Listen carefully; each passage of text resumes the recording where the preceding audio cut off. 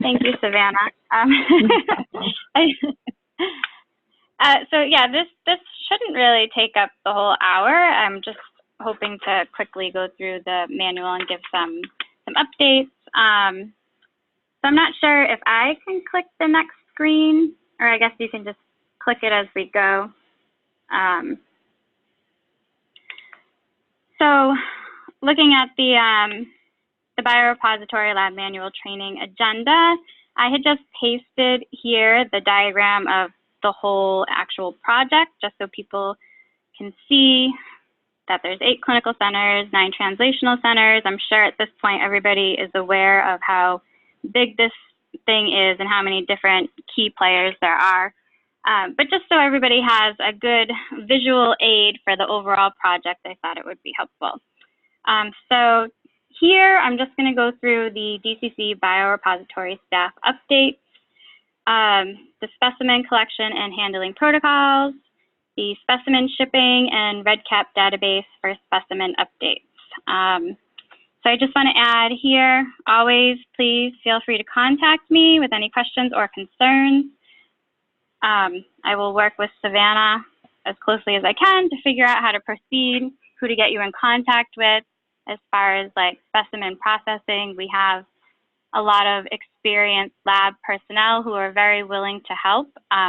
So please don't hesitate to contact me, because you shouldn't have to stumble through anything. We can get you help and make sure you're processing things to the best of your ability.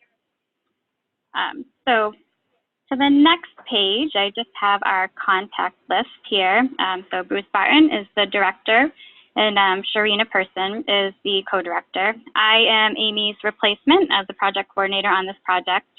And Peter, I'm sure you're all familiar with, is our label person. And I just also added Carl Simon. He is the head of the biorepository here.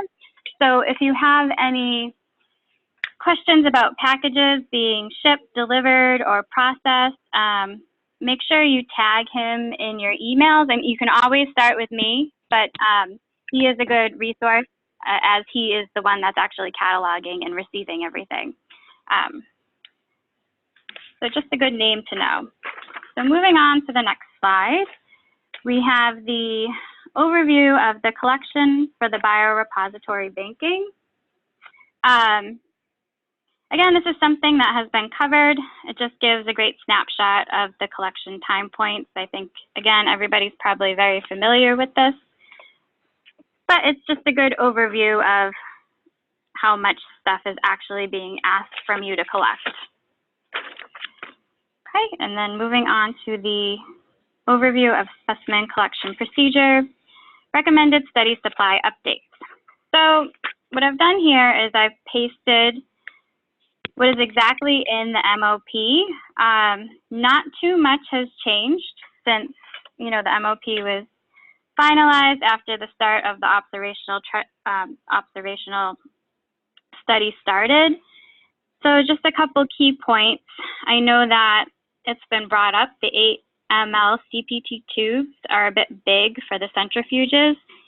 Apparently they expand after spinning. So I was told if you gently wiggle them, they should come out. However, someone asked if they could use 4 6 ml tubes instead. And I believe this is fine. From my discussion with our lab manager, it won't affect the output of what you're collecting. So if that's the way you'd like to proceed, then absolutely do that. However, just note the PBMC process is being reevaluated. So at this point, just hang in there and try to process things as you've been doing them per the MOP. But we are working on trying to possibly outsource or decomplicate the process. So on to the next page for the aliquot tube supplies. I only had, and feel free to stop me if you have any questions. Did someone want to say something? No? Okay. For this page, the only update that was seen was there was a cap for the PBMC aliquots. The cap was, I can't remember if it was too small or too big, but it didn't fit properly. So these are the correct orange NUNC cryocolor vial closure coater PS orange caps that fit properly with that aliquot tube. But the rest of it is has been the same. So I think, again, you're probably all familiar with the list of supplies that are here. So moving on to the last page for the other supplies. Again, nothing has changed in this set of supplies. The only thing I want to point out is the BD Farm Life Buffer is sold only as a 10-time solution, and it is noted in the MOP that there needs to be a one-time dilution step, and this process can be done up to 1 month in advance. The full details on the actual dilution step are located in the MOP section 6.6 on page 25 of the MOP. But if anyone has any questions on that, please feel free to contact me. Does anyone have any questions up to this point? Okay, moving on to the saliva, urine, and stool supplies. So here the big update is the saliva has been approved for the clinical trial only. I'm still waiting to hear from Dr. McLean regarding the amount to be collected per patient visit. So the kits that should be ordered are now listed here and in the MOP, but until I hear back from him, I won't know as far as quantity to be collected. So hopefully I'll have that update for you soon. All right, and then moving on to the next page. So here, this Appendix D has not changed. It's I feel it's just a great visual tool. I myself am a very, very visual person. So looking at this, it seems very straightforward what you need to collect the blood. And then just the list of specimens that will be obtained from the blood to the left of the Appendix D. But if anyone has any comments or suggestions on how this could read easier, please let me know. I think it's pretty self-explanatory, and it's been circulated before, so I think that people are pretty familiar with it. So moving on to the next section, 6.1, specimen collection details. So this I've updated a little bit. I've added a column with the number of labels. So hopefully the idea is for the number of labels to match the number of aliquots. So here, I understand there's still N with the star on a few of them. I need Peter to verify what our label outputs are, and we're still trying to finalize with the translational PIs what the number of aliquots we can use as a cutoff point, because I know, they obviously want to have the maximum amount of sample specimens that they can get, but at a certain point we need to say, this is what we want. If you have extra, please discard it. So hopefully we will have a finalized number of aliquots, number of labels very soon. I think we're close. And then moving on to Appendix C. So this also is a form that was recently updated. We just finalized this yesterday with the translational PIs. So here we have added the downstream of specimen prioritization. I urge you all to look at it and make sure it makes sense for all of the specimens being collected. The PIs did review this, so I think it should make sense, but please let me know if you see any problems. If there's any more confusion, we definitely want to clarify this so nobody is questioning what to do with what blood and what experiments to do first. So please send me your feedback on this form and let me know if it works. I would really appreciate that. All right, so then moving on to the last page here, lab specimen sample processing update highlights. So again, I'm not going to go through the actual procedures. At this point, I think most people are, I would think everybody is familiar with the process. However, I do want to urge that if you are struggling with anything, please contact me, and I will arrange to have a one-on-one training with you and an experienced lab personnel who can walk you through things. We can FaceTime, we can, we'll figure out how to make it work for you. And it can be on a site-by-site basis. It doesn't, it doesn't have to be a huge training. Again, just a reminder that the RBC lysis solution can be made up to 1 month in advance. I know that that was causing a lot of hiccups for people. And the PBMC process. So again, yesterday with the PIs, we were talking about possibly using a central hub for all the PBMC specimens. So we're trying to figure out how to go about, expediting that process. So first we need to do a couple of tests and then find a central hub location that could potentially be used. But hopefully help is in the near future. So until that process is finalized, unfortunately, you need to continue doing the process that's written in the MOP, but just know we are working on it, and we are actively trying to help alleviate the process for you. So then the next page is just the, is there a question? Okay. The next page. Sorry. Yeah? Sorry, this is Maricel from University of Pittsburgh. I have a question. Hi.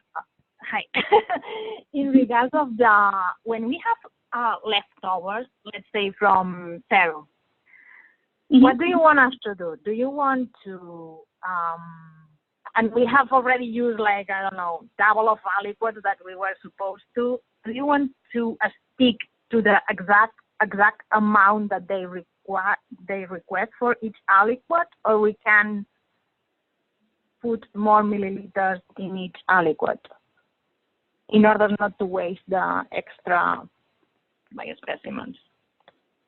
Yeah, I think as far as the amount to be included in the aliquots, as long as you get the minimum amounts, then you can go back and fill in the vials or the tubes with, to fill up the tubes. And then if you have extra after that, then maybe use a couple extra cryo vials, tubes, or whatever it is that you're using, and use there's some blank labels, I believe, at the end of each package that you could use.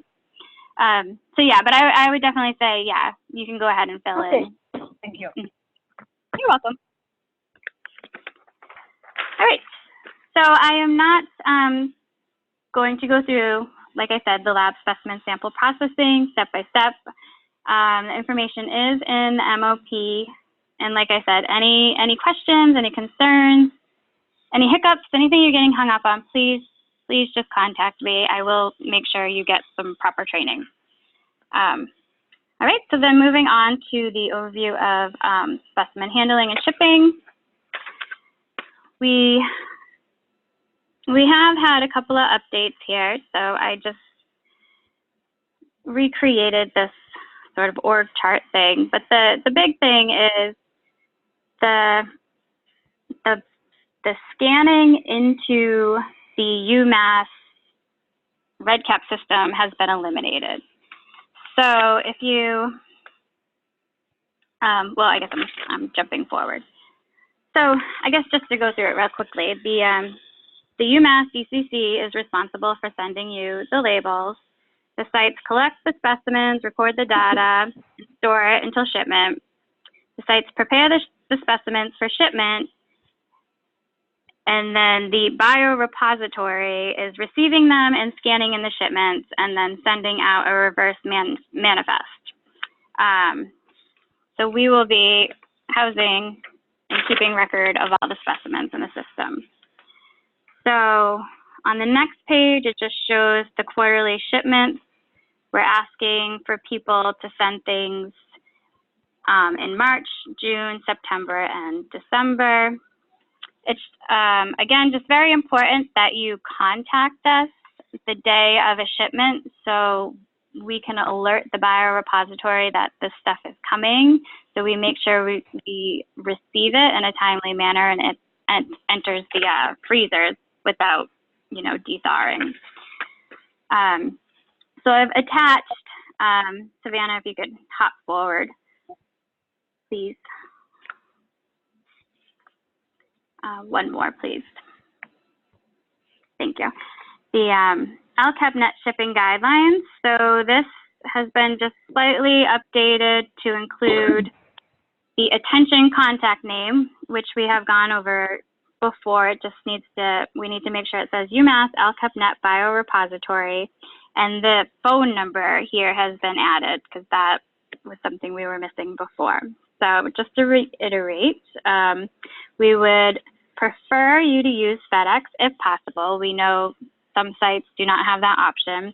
Priority overnight, please only ship on Monday, Tuesday, or Wednesday. Again, attention to UMass AlcHepNet Biorepository with our phone number. And please include an exception report in your shipment box if you have one. If all you have is your, you know, your specimens with the barcodes, you know, attached to them, then you don't need to include anything unless it's site specific, because I know some sites require you to include something. And then again, very important to email us and to let us know that this stuff is coming with the tracking number so we can make sure if for some reason it doesn't land on our, you know, shipping dock, that we can go chase it down and find it. And again, if you could just send it to myself, Peter, Bruce, and Carl, that way one of us can make sure it is received. So on to the next page. This is just an overview of something that you guys have all seen before. It just gives you the information of what's contained in the barcode, the site number, the subsite number, the subject ID. And then on the next page, you get into the subject ID, study identifier, study day, week, specimen type, aliquot number. So this is where if you have extra of something and you don't have, say you don't have any stool and you want to use those labels to, you know, contribute more PBMC, you would just cross out the specimen type and the aliquot number, so the last 4 digits of the barcode, and then just write in what the specimen is, so PB for PBMC, and then the aliquot number, whatever, wherever you continued from the actual labels you have. Does anyone have any questions on that? Does that make sense? Hopefully, as I said, I think before, this that process will be outsourced. I'm really hoping that we'll have a, you know, definite number for how many aliquots we're expecting and the actual labels. So there should be no handwritten labels, but we're not quite at that point yet. So hopefully soon. All right, on to the next page. So let's see, again, this is just a reminder of the labeling process. So one thing I just wanted to point out is when you're labeling each cryovial, secure the label with clear tape.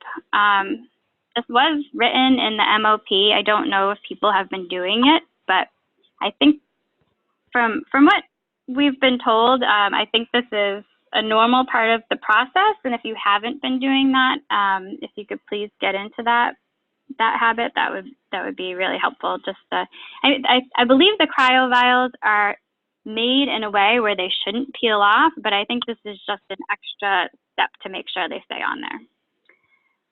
And again, just a reminder, Peter needs 1.5 to 2 weeks notice to send out the next set of label sheets. Does anyone have any questions? All right. So moving on to the REDCap process overview. Oh, how do I, sorry, my phone was ringing. Moving on to the REDCap process overview update, data entry, tracking, and management of AlcHepNet.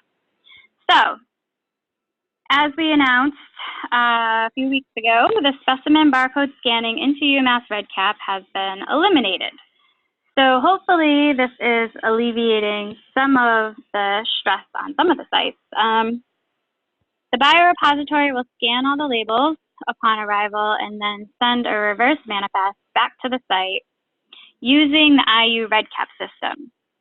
So essentially, the UMass REDCap system is going to be an internal use for the UMass DCC.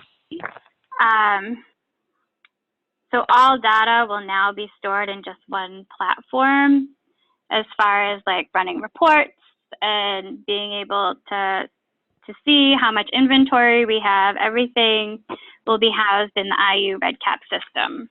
And it should be going forward included in the monthly enrollment report. So we should be able to see what is actually, listed as inventory in the biorepository.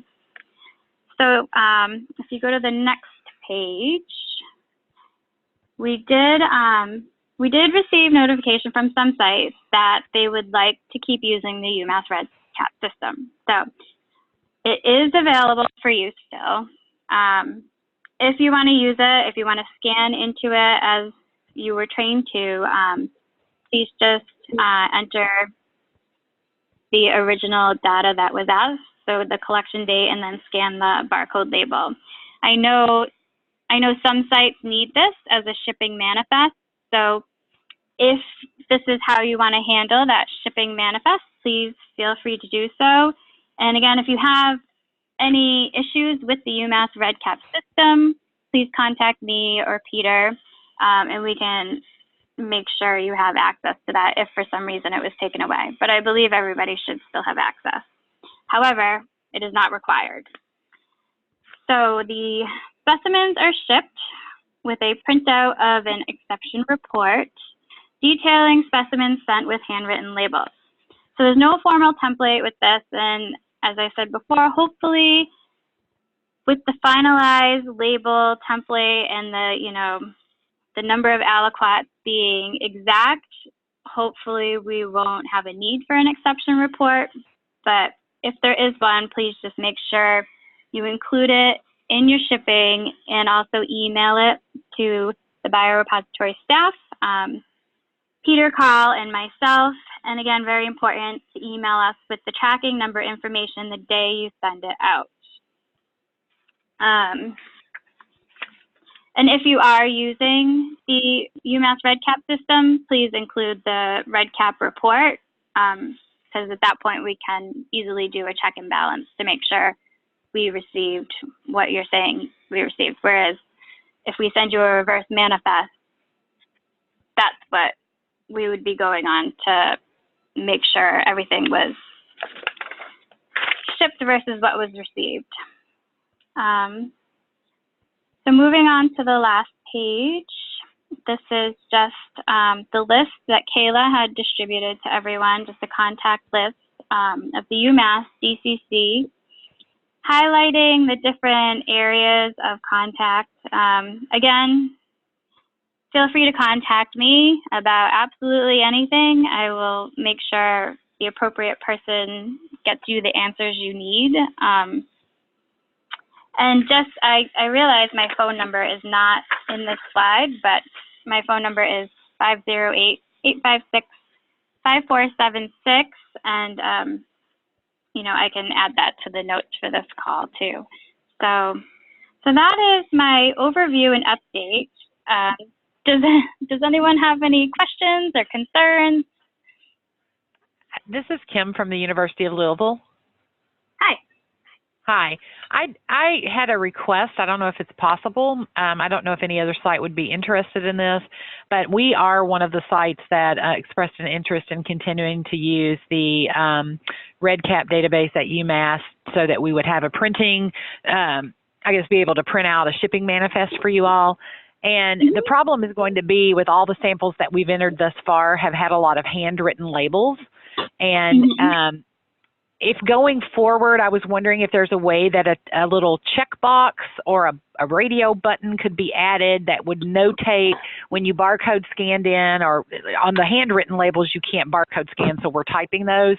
If there would just be a button that we could click that would say it was an exception, that could then be set up as a report that could print out, and I wouldn't have to dig through the freezer to try to figure out which ones were handwritten.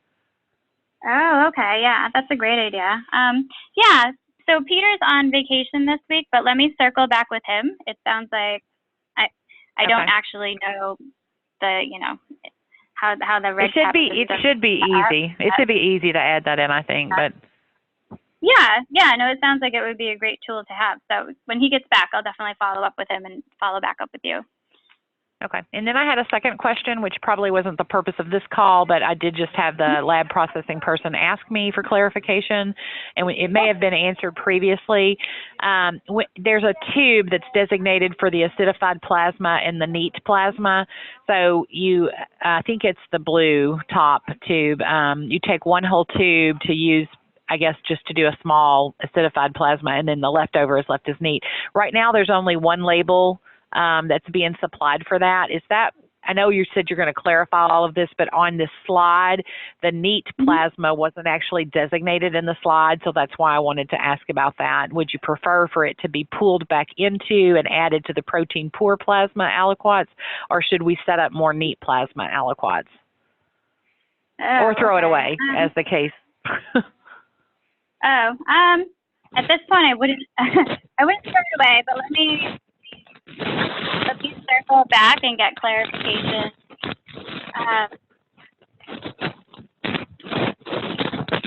Sounds like maybe we're missing.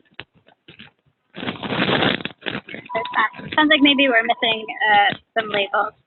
So Tim, let me circle back with the PIs, and I'll get you an answer. Okay, thank you. Welcome. This is Amir from UT Southwest. Just to add on to that last comment, the way Peter resolved that issue for me, because I'm still scanning, it gave me access to where I could edit the barcode once I've scanned. So I scan the barcode as initial, and then I write in the portion that I handwritten.